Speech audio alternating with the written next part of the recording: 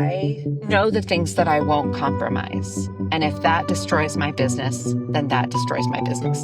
And I'll have to live with that. But I know that I won't lower wages. I know that I'm not going to trade in on the value that I think people come out to eat because they want this experience. Anyone can make eggs at home.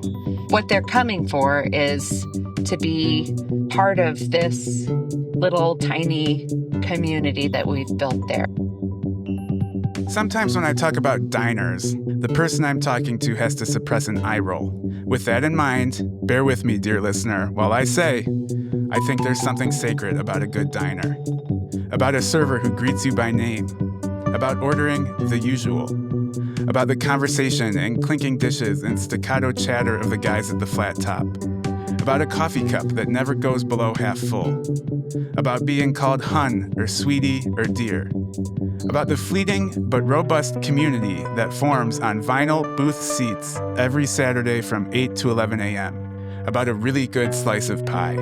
As I say this, I feel like you might accuse me of being too idealistic. Surely not all diners are this good. Surely a server calling you hun is a product of an idealized past that perhaps never really existed. Maybe there's some truth in that, but during my travels from hash brown to hash brown across the U.S., I have indeed found a few diners that are actually that sublime. Ladybird Diner in Lawrence, Kansas is one of them. I lived in Lawrence for almost 10 years, and for most of them I worked as a bookseller at the Raven bookstore. Countless mornings I'd find myself perched on a chrome stool at Ladybird down the street before a shift. Now, after moving away from Lawrence, I think back on the coffee, conversations, and pie with fondness. If my feelings about diners are strong enough to make people roll their eyes, Ladybird is primarily to blame. Even in the midst of this attempt at explaining the magic of a good diner, I find myself falling short. Good thing Ladybird Diner's owner and pie slinger-in-chief, Meg Heriford, is today's guest on Building Local Power. She's here to tell stories from her little diner, yes. Egg prices will come up in conversation, as will that magical pie. Ultimately, though, what stuck with me about the conversation are Meg's startling insights about how to use a small business to build community during times of crisis and political upheaval.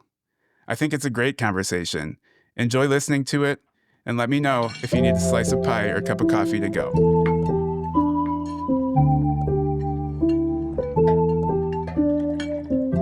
Meg Hereford, it's so good to see you again, and thank you so much for joining us on Building Local Power. Absolutely. Thank you for having me. I think I want to start by asking your kind of diner origin story. Was there like a specific moment where you knew diners were important to you? I'm just wondering how you got interested in the idea broadly of food, small business, and community building. I really was looking for a model that would encapsulate all the things that I felt that, first of all, I'm best at and that there was sort of a need for in the community. And the first of those things was just like a place you could go get a piece of pie that wasn't corporate pie, like where someone was making homemade pie every day. And we didn't have anything like that. And at the time, I was working at another restaurant and I was doing the featured desserts there on the weekend.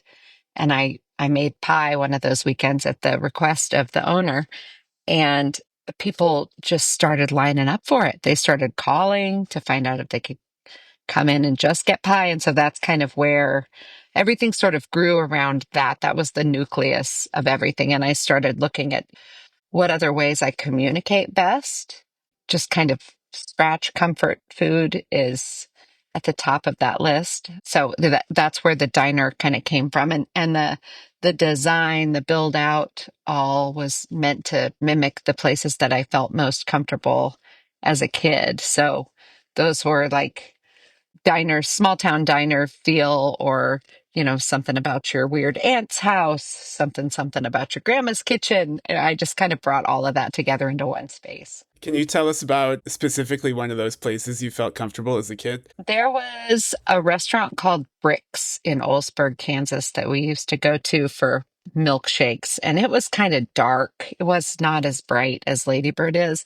But on the weekends, it was a really lively place, a really fun place to go sit and just have a chocolate chip milkshake. That's what I remember most. I most often ordered. And as I grew up, the places that I felt most comfortable going when I was in a town that I didn't know well were the diners. I always trusted that that the local mom and pop diner was going to have a decent meal, and was going to be like a safe place for me to walk into where I wouldn't feel out of place or like I didn't know how to act. And I think that kind of leads to my next question, which is a little philosophical, and forgive me about that, but I like you, really believe in the diner with a capital D. And I think you can learn a lot about a community from their diner. I believe the same thing about bookstores too, but these are places where you can really get to know a place. So just in general, can you talk to us a little bit about the role that a diner plays in its community and the importance of a place like a diner to its town, its city? I think it is typically reflective of the population because it's kind of whatever you want it to be. So I recognize that we serve a lot of different types of people, people who have, who are in different economic levels, come from different backgrounds. For some people, I think Ladybird is like down and dirty, like they're kind of slumming it when they come get a cheeseburger and a milkshake. And for other people, it's a real treat. Like that might be their dining out dollars for the month. And they're choosing to spend it on this, you know, comfort food and pie. So I think that, there's something that feels really fertile about the space that diners are in. There's something that feels like anybody can come in and sit down and immediately feel rooted in the experience that they're having there. Very few people feel uncomfortable. So I think that, just sort of naturally the conversations that happen in our space and the exchanges that happen are they're kind of deep. They can get pretty mean. Like, we've served people pie who have openly wept about the experience that they're having with that pie because they haven't maybe had homemade pie since someone very significant in their life passed away and doesn't make it for them anymore. But so yeah, there's something familiar. There's something really just fertile, I think is the right word for it. I would never think to describe a diner as fertile, but it makes sense when you explain it. Okay, so you've alluded to the start of Ladybird itself. You've got a line out the door for your non-corporate pie at a separate restaurant. You're beginning to realize something might be happening with this pie in the community. Tell us how you got from there to opening the door of Ladybird. Well, a space came open a couple doors down from the restaurant that I was working at, and the ownership group of that restaurant said, we need a place that you can do this that isn't this place because this place is not supposed to be that. And so, do you want to go look? Would you be interested in opening a place where you can do this pie? And we went and looked, and the space was divided into two, one small side, one larger side. And I thought, well, I'll just need the small side because I'm just going to do a little diner and it's never going to be that busy. Like I was planning at that time to do almost everything myself. I thought I can get up and I can make the pies and I'll have a little staff to help in the kitchen and I'll wait the tables. It'll just be this cute little place. And as we were doing the build out for Ladybird, the I was, posting on social media that this is happening. And all of a sudden we had like 3,000 followers, 5,000 followers, 10,000 followers. And I'm looking and I'm like, these people are all local. This is not like, we're going to need a bigger boat. And by that time it was too late for a bigger boat. We had to just deal with the little space we were in. So we have this really odd layout in this very small restaurant that that I feel like at this point it's been 10 years of working around this tiny little space and figuring out how to crank out 700 plates of food in a kitchen that's the size of a shoebox. And I don't think I can move it. Once we were established and things were up and running, I thought we have to stay. Like this is the experience that people are now familiar with. And I don't want to change the vibe at all. It's become something that people can count on. They know what they're walking into. And the feeling that it gives them is what matters. We will find a way to work within the confines of this space. So we have.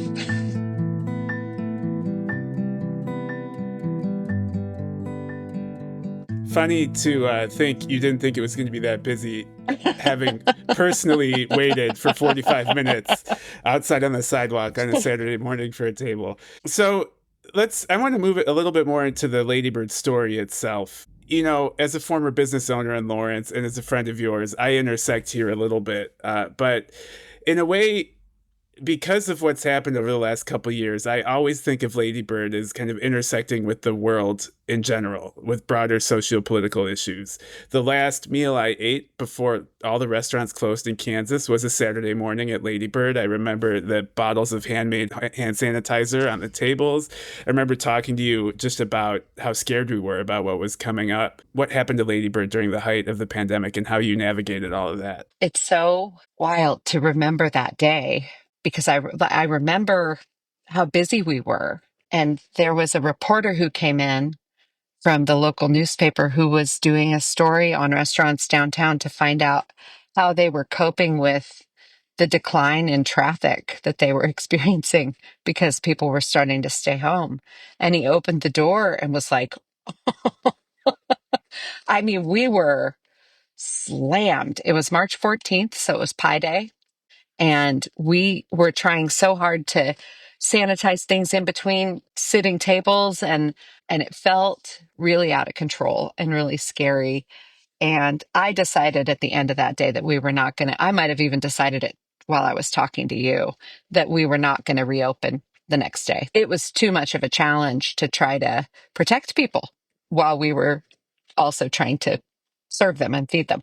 And so I went home and wrote something and put it on social media that basically said, like, we're going to pull back for a minute and make sure it's safe to reopen. And in the meantime, we have a lot of food. And so if anyone needs something to eat, we're going to be putting together lunches. Well, I guess I had also heard that school was not going to, the kids were on spring break that week. And I heard that school was not going to start back up the following week. So I knew there would be a lot of kids home who didn't have access to the school lunches and breakfasts that they were used to. So I kind of thought, well, we've got all this food and we can feed people until that runs out at least, which, you know, should be around a week. And hopefully at the end of that week, everything will be safer and better and we can reopen. So we really quickly started putting bags of food together. And the line for that was, it far surpassed what I was expecting. Like, there were a lot of people who were trying to figure out, and this is, you know, not just school aged kids, but this was whole families. This was people who were retired. You wouldn't be able to say, and this is who showed up. It was everyone. After that first week, I knew that we needed to keep going. And so we just decided that we would start preparing real meals, not just sack lunches, but that we would start cooking. And I assembled a very small team. There were just a couple of us, and we would make 200 lunches a day and just hand them out to whoever needed them. And the community responded with donations. So other restaurants who were closing brought food that we could use.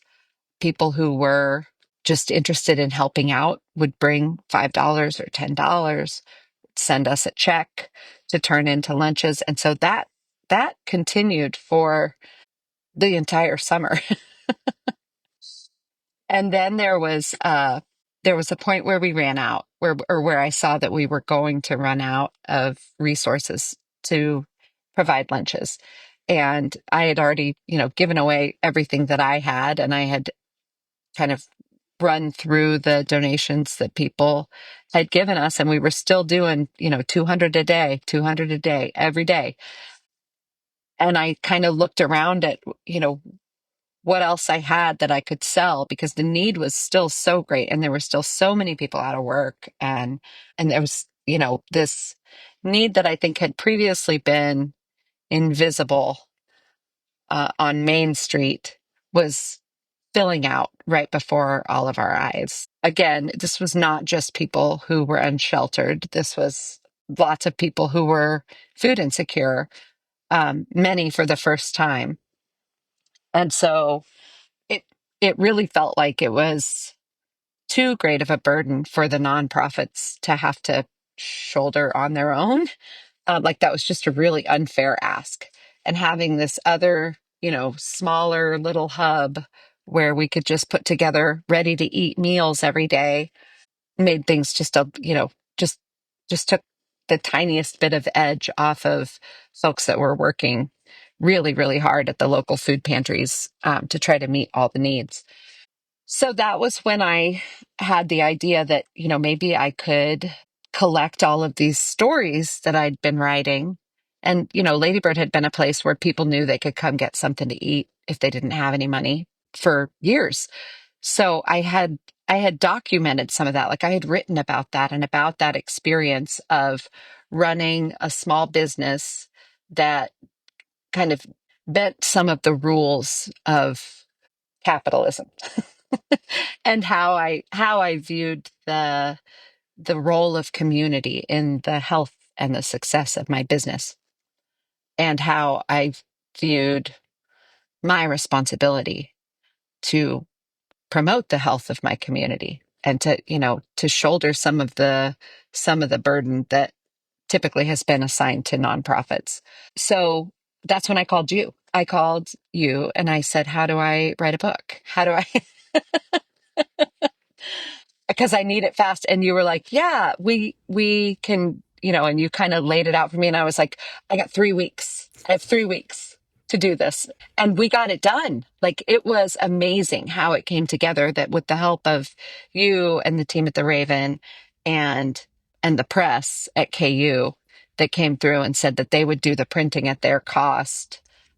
So all I had to pay was their cost. They didn't charge me anything above that, and we had the pre-sales out in under a month. It was remarkable. And so the community, and not even just the local Lawrence community, but other places that had been following our story and seeing how we had responded to this increased need for food security in our community, they they bought the book. They bought the book, and every book was $25. So it funded, we were averaging like $5 food cost in all of the meals that we were doing. So every book funded 5 meals. And we flew through that first round and had to do a reprint. It was really amazing. So that is the story of how Ladybird pivoted from tiny diner to little makeshift food pantry during the pandemic. And we did that. So it was 15 months of those meals before I finally was like, okay, we gotta get back to work.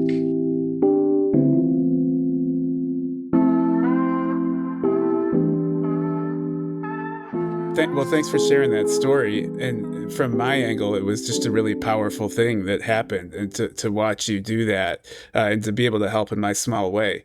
I've thought about this story a lot, but from my new perch here at the Institute for Local Self-Reliance, we have a really cool group of people working on compost and food waste issues. And from that angle, it struck me that all started as a desire not to waste food. You Yeah. shut down, you've got this food, you want to make sure it gets to people who need it in the community. We're approaching International Compost Awareness Week this May. We've got a ton of resources about this, the restaurant industry, food waste. I wonder how you think about it now that you're back open. I'm struck by what you said about this kind of invisible thing happening on Main Street where you've got people hungry. It's not necessarily as visible as the restaurants that are always full of people. And the restaurants have extra food. And across the industry, it doesn't always make it to people who need it. It often gets just thrown away. So, can you talk now about how Ladybird is viewing wasted food and what you do to mitigate it and make sure people who need food are fed? We have been really fortunate with the volume that we do and the way that our menu is designed that we don't have like I very rarely come across something and say, "Oh, this is about to be out of date. We need to hurry." Like we're making food as fast as we can sell it in there, which again has a lot to do with the space constraints that we work with. But Lawrence is really lucky to have some really innovative programs with that. And our one of the local food banks, Just Food, has a chop shop, is what they call it, where they will take restaurants extra and turn it into ready to eat stuff. Recognizing that not everyone has a kitchen, not everyone has someplace that they can prepare a meal from raw goods. So having things that are pre-made out of ingredients that restaurants would have wasted um, is a really, really innovative idea. Most of the waste that we see is stuff that people didn't eat, that they ordered, they didn't finish. And so now our job is to scrape that into the trash and throw it away. And I think there's going to have to be a broader movement in Lawrence to work on city composting for the businesses downtown. It can totally be done. We have the space to do it. There just has not been, I guess, a big enough call to action from the restaurants. So that's probably something that we need to figure out as a group, like where can we centralize this? How can we run it? So I'd be interested to see how other communities handle just their scraps. Because Yeah. that's I can't hand that to someone in a box with any level of dignity and say, like, someone didn't finish their pancakes. Would you like them? So Well, yeah, again, ILSR has the resources and the people to help with things exactly like that. We'll link to a bunch of that stuff in the show notes in case you're curious about what restaurants can do to compost and mitigate wasted food. But absolutely. I think there's a lesson in there too about just the size of the restaurant and how you order. It's to run an efficient and small restaurant within your means. That too seems like it could really mitigate wasted food because it's like you know what you serve, you know how Yep. many people you're going to serve. You're not letting your ambition create a wasteful situation. Absolutely. And I would rather have to 86 something than to risk making too much and wasting. Sure. While we're talking about these broader socio-political issues and how they intersect with the diner life, we find ourselves in a very interesting and volatile time right now. I have to imagine uh, that Ladybird is a place where high egg prices really hit home. And on top of that, the idea of running a small business and the tariffs. I just today read a survey that Main Street Alliance put out there, an advocacy group that's made up of entrepreneurs and Main Street advocates. They found that 81.5% of their respondents indicated that they're going to have to raise prices due to the tariffs. And 31.5% of them indicated they would have to cut staff because of all of this. So, amidst the uncertainty, the volatility, at high egg prices, how are you navigating the current political moment and economic moment? It is a political moment and an economic moment. So it's funny that that's a question. We just talked about the pandemic and the sort of pivot that I made during that time. And I will say that all of this feels a little like familiar to me, right? Like this is a muscle that I have access to. I think that one of the greatest strengths of most small businesses is our agility. Like we're these little scrappy guys. I'm not beholden to any shareholders. So I'm also really used to working with super narrow margins. So this feels like a strain that I have navigated before, not for the same reasons. And I have thoughts, but no one is consulting me, right? Like nobody's going to come ask, like, how can we make sure that your business makes it through what we're launching right now? And the truth is, I guess it might not, right? I mean, I hold no illusions about how difficult this year is going to be, especially on top of the very difficult year that we just had. You know, we've been kind of waiting for prices to come back down, and they haven't. And so now it's time to figure out how we work with this new set of information. And for me, that means that I re-examine kind of our core principles, right? Because I think a principle is really just words until it's tested. And then once we have an opportunity to put it into practice, it becomes something weightier. Then it's conviction. So now I'm looking at my principles, and this is where I test them. And so for me, that means that I prioritize my staff, my community, and that I find a way to balance my family, and right, because none of this is any good if I'm out of whack personally. And I think I learned that during 2020 and 2021 when I was working really, really hard just to try to do the most I could, the best I could, as fast as I could. And I got a little out of balance, and that wasn't good for anyone, right? So the short answer is that I know the things that I won't compromise. And if that destroys my business, then that destroys my business. And I'll have to live with that. But I know that I won't lower wages. I know that I'm not going to trade in on the value that I think people like people come out to eat because they want this experience. Anyone can make eggs at home.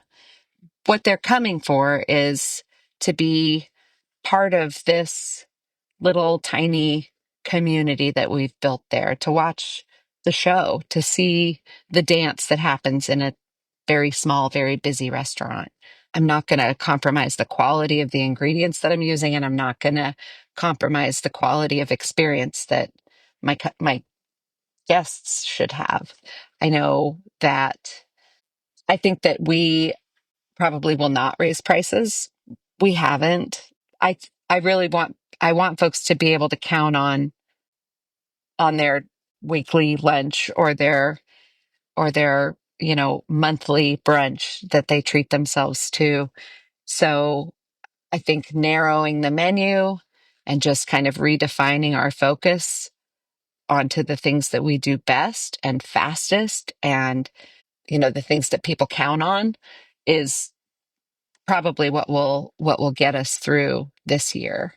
I don't foresee having to lay anyone off. I think that there are definitely ways that we can avoid that by maybe we expand hours at some point, or we, look for other ways that we can drive revenue. But I think that I have a very committed staff of people who really believe in what we're doing, and I'm nothing without them. So everyone who's there is there because they really buy into the nobility of this work, and they believe that what we do matters. So we're just going to keep doing it. Another word choice I love there is the nobility of the diner and the non-corporate pie. And I think your convictions are clear just hearing you talk about that. And I think those convictions throughout all of this, throughout the pandemic, throughout Ladybird's story, have made you something of kind of a prominent Kansan, I would say. Your social media posts are widely read. That book, last time I checked, was the Ravens bestseller of all time. So people read the book, people Amazing. buy it. So people in the Lawrence community and perhaps outside of it look to you as something of a leader. So from that leadership position, the nobility of the diner and the person who runs it, what do you hope to accomplish? What can you do, and what do you hope to do as a diner owner slash community leader slash pie slinger? One of the things that I've hoped for a long time, and that I think I have achieved on some small level, is to gain some buy-in on this idea that the for-profit sector of the economy does not weaken itself by directly trying to strengthen the community around us it's okay to open ourselves up to people who can't pay. That has not put me out of business. And I think that it probably explains the strength of our business. I think that we are really only as strong as the community that we're rooted in. And so every opportunity I have to extend something that looks like what probably people used to call charity, I feel that that's really just investment. And I think that for a long time, people thought that that was because I was like a really good person. And that's not it. I mean, I don't think I'm a bad person, but I also think that I don't see the difference between serving my community members who can pay and my community members who can't if what is happening is an exchange that kind of radiates to some other area of the community. So, in a sense, you could say that I'm really just trying to be a smart business person, not a saint. And again, I'm not saying I'm a bad person. I don't think I'm a selfish or a bad person, but I don't think that this should be considered unusual. I don't think that this should be something people look at and say, wow, she's a saint. It should just be like, wow, she owns a business. She's just doing it the way it should be done. Meg Heriford, thank you so much for coming on Building Local Power and sharing your story. I think you're a clear example of what it means to build local power. And I hope our listeners enjoy your story and stop in for a slice of pie next time they're in Lawrence, Kansas. Absolutely. Thanks for having me, Danny. Ladybird Diner is open Wednesday through Sunday from 9 to 3 in downtown Lawrence, Kansas. Everything on the menu is good, but you absolutely must get a piece of pie. To learn more about Meg and her story, you should definitely get a copy of her book, Ladybird Collected, which is available from the Raven Bookstore. I've put a link to buy it in the show notes. Also in the show notes, you'll find some ILSR resources about wasted food and community compost. If you're in a community like Lawrence that doesn't have community composting but should, I encourage you to get in touch with ILSR's Composting for Community team. In other ILSR news, you might have listened to our last episode, an invigorating conversation about the anti-monopoly movement with my colleague Ron Knox.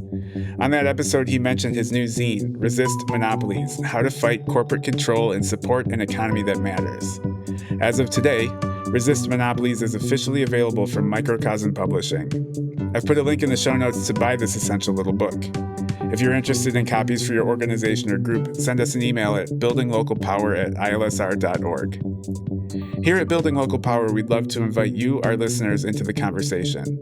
If you have thoughts about this or other episodes, ideas for future guests, or if you just want to get in touch, send me a note at buildinglocalpower@ilsr.org. And, as always, if you like what you hear, please like, subscribe, review, and share with your friends. This episode of Building Local Power was produced by me, Danny Kane, with the help of Reggie Rucker. I did the editing with help from Taya Noel, who also composed the music. Thank you so much for listening, and see you in 2 weeks.